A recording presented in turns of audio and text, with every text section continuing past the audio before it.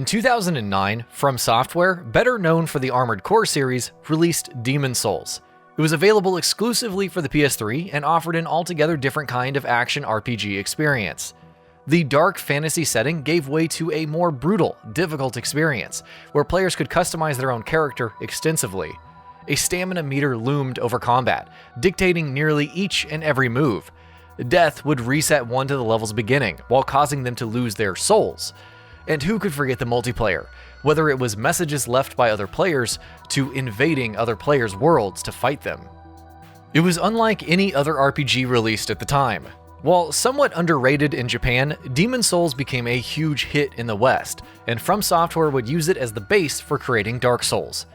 The rest is history, as they say, but it is interesting to look back at the titles that had Souls-like elements before the term Souls-like even became a thing.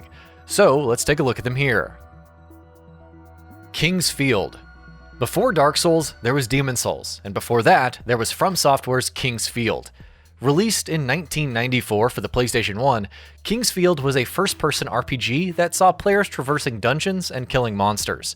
Its difficulty put many people off at the time, further accentuated by the stamina meter which drained with attacks. Still, the emphasis on exploration and first-person combat stood out, especially since consoles didn't have many games like it. Antiquated as it may have been, King's Field is where it all really began for the Souls series. Ultima Underworld. In essence, however, these Souls games are all dungeon crawlers, with players venturing forth into labyrinthine levels, battling all kinds of monsters, discovering treasure, and eventually defeating the boss. If we're talking about King's Field, then discussing the game that inspired it, Origin Systems' Ultima Underworld, is mandatory. Essentially, a first-person RPG, Ultima Underworld featured CRPG elements like real-time combat and dice rolls, while also having weapon deterioration, trading with NPCs, and even the need to eat and rest.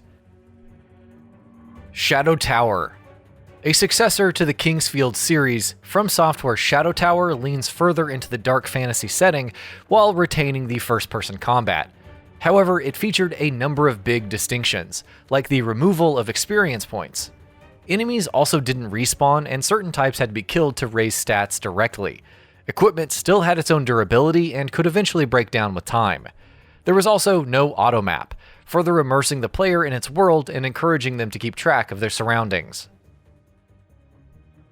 Zelda 2: Link's Adventure.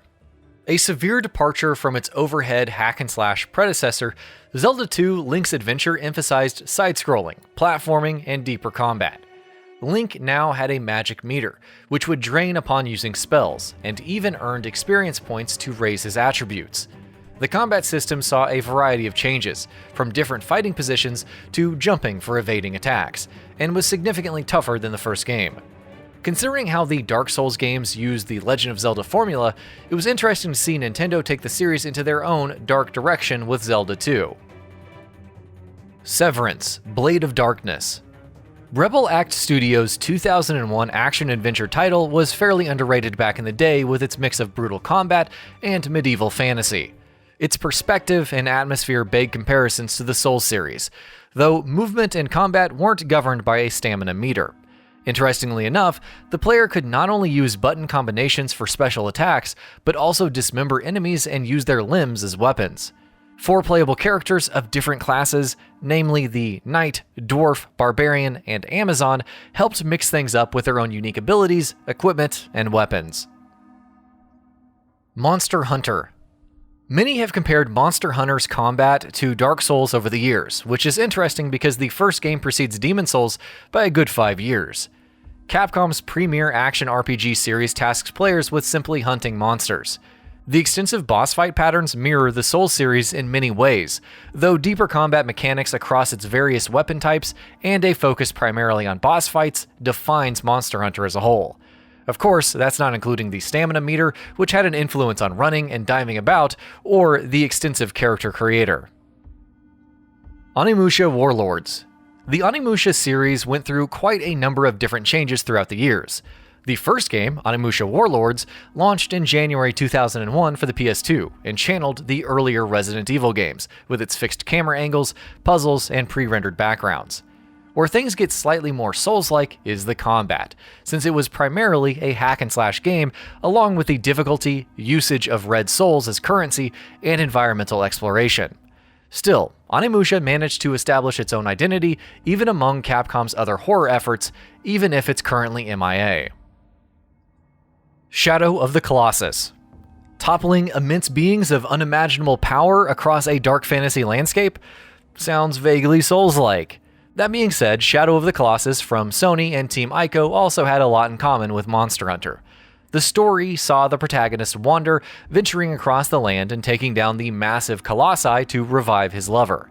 This wasn't done through hacking and slashing, but through platforming, understanding each colossi's weakness, and attacking their glowing sigil, along with using the environment in some way. Shadow of the Colossus also stood out for its aesthetics and atmospheric storytelling, even if it wasn't particularly difficult per se. Enclave. Starbreeze Studio dabbled in the action RPG genre back in 2002 with Enclave, a medieval fantasy title which featured separate classes for the light and dark sides. The light side had the knight, and the dark side had the berserker, and so on and so forth. The gameplay was still very much about exploration and combat, with players deciding their character and loadout before each mission. Nothing too extraordinary, but still fairly interesting for its time. That's Enclave in a nutshell. Nightmare Creatures. Released in 1997 for PS1 before coming to PC and Nintendo 64, Nightmare Creatures was an odd little title. Set in 1834, its gothic horror aesthetic stood out as players battled all kinds of terrifying creatures. A variety of weapons, from spells to firearms, were necessary for survival, but the adrenaline bar was its most unique aspect.